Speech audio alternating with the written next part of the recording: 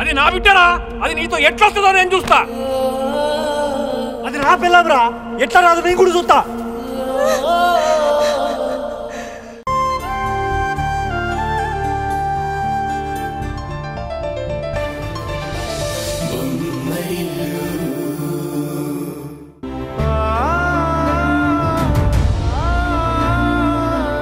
డాక్టర్ల దగ్గర చెప్పడానికి మొహమాట పడతావేంటి? పైగా తన్ని ఫ్రెండ్ కూడా కదా. ఏం లేదమ్మా, ఈ హాస్పిటల్లో గైనకాలజిస్ట్ హస్తవాసి చాలా మంచిదట కదా. ఒకసారి ఆవిడ్ని కలిసి మా ఉషని చూపిద్దామని వచ్చాను. అవునా? అయితే ఆ గైనకాలజిస్ట్ ని కలవాల్సిన అవసరమే లేదు. ఎందుకంటే ఆల్రెడీ కలిసేశారు కదా. నేనే ఇక్కడ గైనకాలజిస్ట్ ని. అవునా? చాలా సంతోషం తల్లి. మా సమస్యను తీర్చడం కోసమే ఆ దేవుడు నిన్నిక్కడికి గైనకాలజిస్ట్లా పంపించుంటాడు. అవునే, ఇంతకీ సమస్య ఏంటి?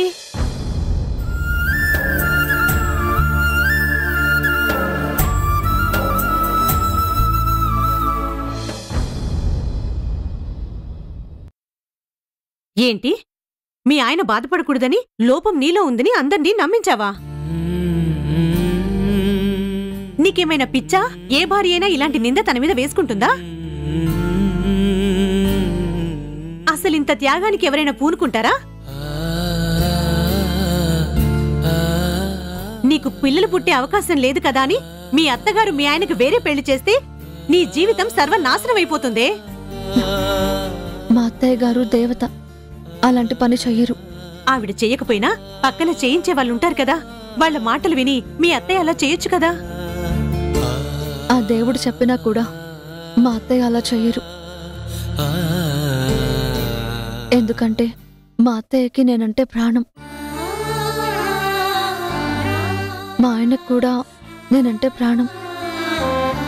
వాళ్ళిద్దరూ నా మీద అంత ప్రేమ చూపిస్తున్నప్పుడు నా జీవితం ఏం నాశనం కాదు. నువ్వు చాలా రిస్క్ తీసుకుంటున్నావనిపిస్తుంది ఉషా. దానివల్ల ముందు ముందు నువ్వు చాలా సమస్యల్లో పడే అవకాశం ఉంది. అలాంటిదేం జరగదే. నువ్వు అనవసరంగా భయపడి నన్ను భయపెట్టకు.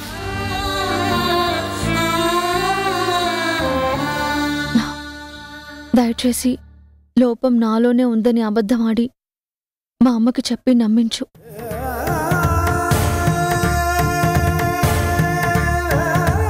ప్లీజ్. మేడం, మిమ్మల్ని డాక్టర్ గారు పిలుస్తున్నారు.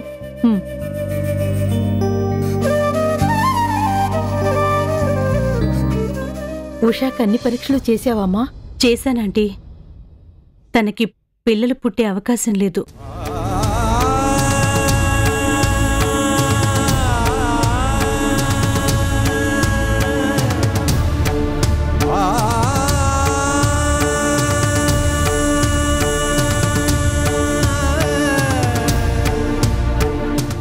నీ హస్తవాసి మంచిదని, ఇక్కడికొస్తే ఉషకి ఖచ్చితంగా పిల్లలు పుడతారని కొండంత ఆశతో ఇక్కడికొచ్చాను. ఆ ఆశ అంతా ఆవిరైపోయిందమ్మా. బాధపడకండి ఆంటీ, డాక్టర్లం కొంతవరకే చేయగలం. మాకు పరిధులుంటాయి. ఎవరికోసమైనా ఎలాంటి త్యాగమైనా చేయడానికి అలవాటు పడ్డ మన ఉషాకి తల్లితనాన్ని త్యాగం చేయమని తలరాతలో రాసినట్టున్నాడు ఆ దేవుడు.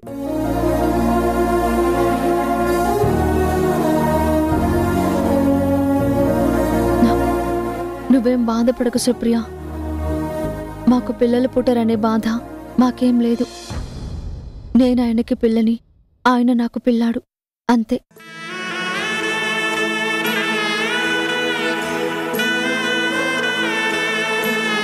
బాయ్ సుప్రియ. అమ్మా పద.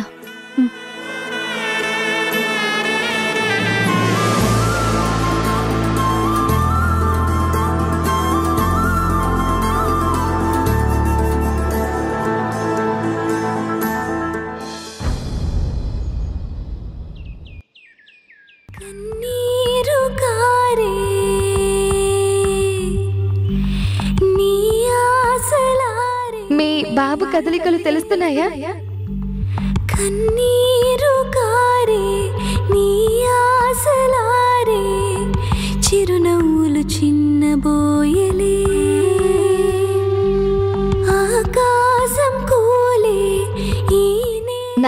నాన్న అని కూడా పిలుస్తున్నాడేమో.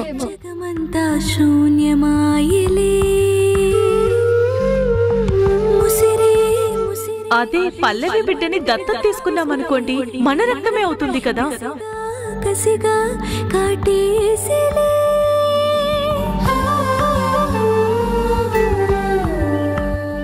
అమ్మా,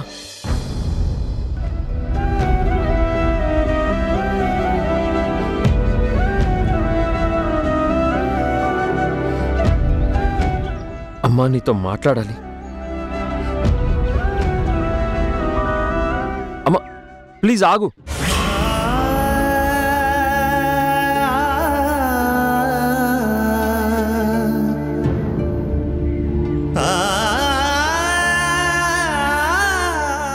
నా మొహం చూడడం కూడా నీకు ఇష్టం ఉండదని నాకు తెలుసమ్మా.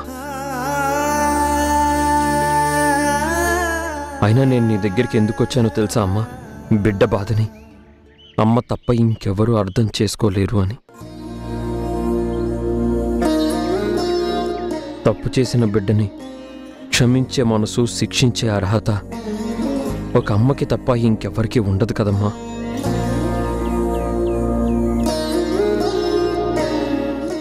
దయచేసి నా తప్పుని క్షమించమ్మా. నువ్వు చేసింది తప్పైతే నిన్ను క్షమించేదాన్ని, ఆ తప్పుని సరిదిద్దేదాన్ని. నువ్వు చేసింది పాపమైతే పరిహారం చేయించేదాన్ని, పాప ఫలితం నుంచి తప్పించేదాన్ని. కానీ నువ్వు చేసింది అంతకు మించిన తప్పు.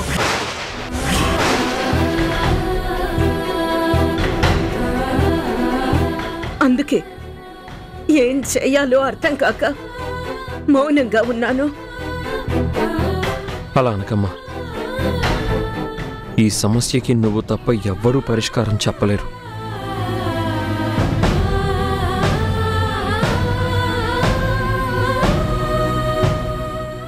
ఆ పల్లవి సమస్యకు ఒక పరిష్కారం చెప్పింది కదా అత్తయ్య.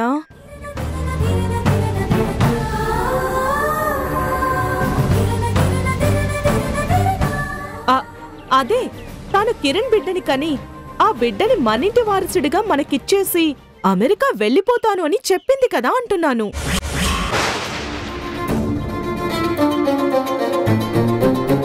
పల్లవి చెప్పినట్టు ఆ బిడ్డని తెచ్చుకుంటే మన వారసుడు ఎక్కడో అనాథలా పెరగకుండా మనింటికి వచ్చేస్తాడు.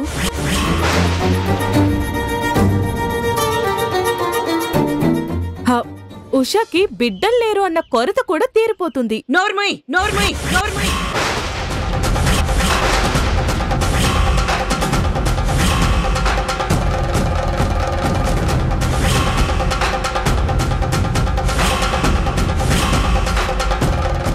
ఆవిడ గారు చెప్పారు కదా అని మనం అలా చేయాలా?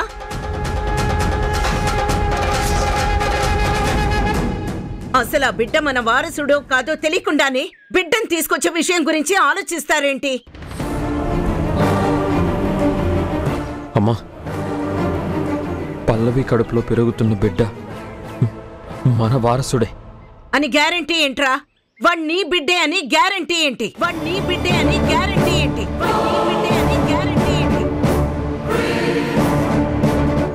పెళ్ళైన వ్యక్తితో ఇలాంటి సంబంధం పెట్టుకున్న అలాంటి వాళ్ళ మాటలు ఎలా నమ్ముతాం?